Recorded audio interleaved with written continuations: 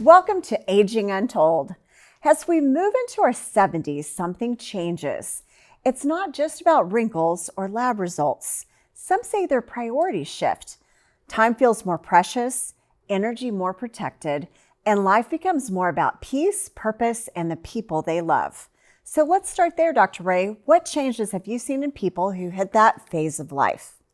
Well, I think the body is not just aging. The brain is really reprioritizing what truly matters.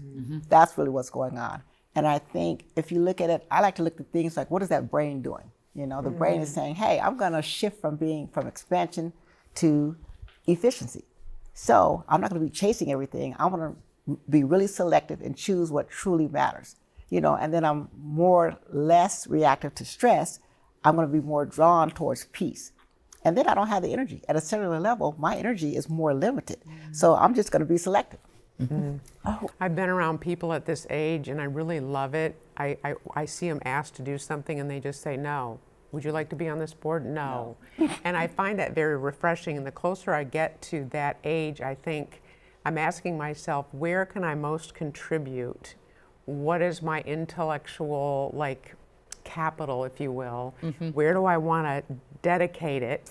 I was reading this article, Jane Trombley wrote it in the Medium, and she said 70s is the most influential decade.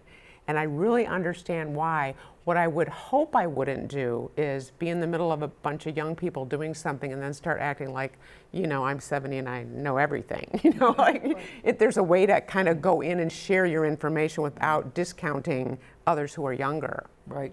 I think you no longer have to prove anything. Yeah. We spend a lot of our time and a lot of our life trying to prove things, improve our value, improve our worth. And by the time you've reached 70, you've either achieved the pinnacle of success or you've given up on it. One of the two. You're not trying to prove it anymore. Okay, maybe. But I'm going to say that I know a lot of people in their 70s that they are still so excited about new things they want to do and improve. They're writing books, they're running companies, they're starting new businesses. They reprioritize what truly matters. True. So they're really designing life the way they want it to be, and that's kind of what the show's all about. But they're not chasing everything; they're choosing. They're not trying to prove to someone else either. They're living life for themselves now. And that's where there's so much freedom in this generation. I love the freedom and the clarity, and I've had a number of women, in fact, say there was just something about turning 70 and I just feel so free. It's just like all that kind of overwhelm or pressure, stress, feeling judged is gone. Yeah. And that's so cool. And they're doing what they really wanted to do all along. Right. That maybe they couldn't do before. Right. I kind of look at this like it's the real living will. You know, it's like, it's really the legacy I'm giving my family. I saw this young person say to his mother, you know, and she was an older mother, which I think there's a lot of merit to being an older mother.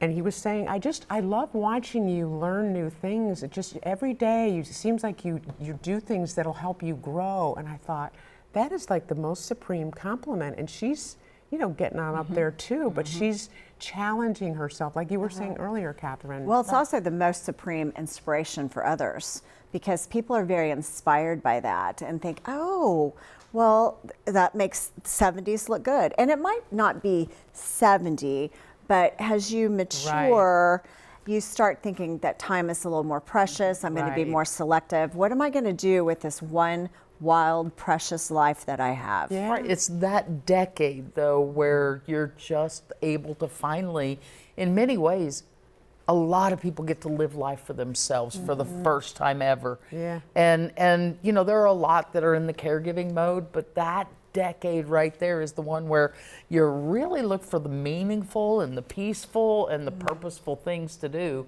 and you're no longer just trying to make a living and trying to support other people. I think part of it is the fact that at that point in time, you realize you have less in front of you than behind you. Absolutely. So now, whatever decisions you make, right, your really mortality's in front of you now. Yeah. And if you do start thinking about, you know, what is left for me to do, what can I be excited about? That's the healthiest way to live. And they say there's a reason why the windshield is much bigger than the rear view mirror, because if you get focused on only what's behind you, that really kind of closes so much, it dims life. And so if you can keep forward looking, That's the way to go. Right, I absolutely agree that you've got to kind of keep going. Even though you see mortality, you see that there is an end, we live life every day until our final sunset. Too many people start to just exist. And that's when I see so many issues with aging, is when the living stops and the existing begins.